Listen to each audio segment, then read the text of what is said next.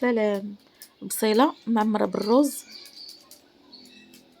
كتجي بنينة.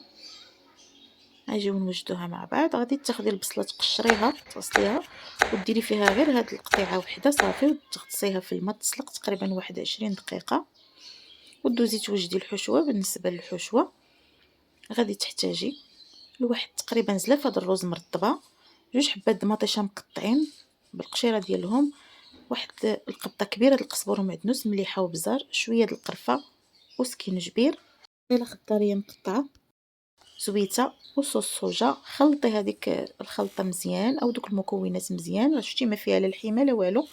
وغتاخدي البصله وغادي تبقاي تجري ورقه بورقه وتعمريهم بهذا الشكل هذا كما كتشوفي،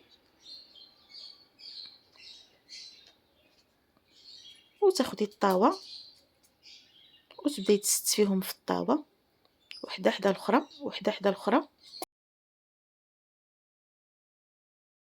تقدري تضيفي حتى كفيته لهاد الخلطه ديال الروز.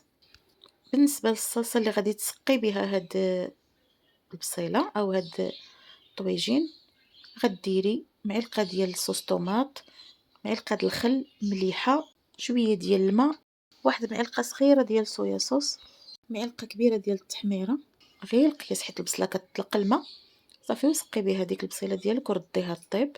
وهذا هو الشكل ديالها من بعد ما طابت، راه ما كتعطلش في الطياب، تقريبا غير واحد ثلث ساعه وكتكون واجده. بالصحه والراحه. بارطاج ولايك فضلا وليس امرا.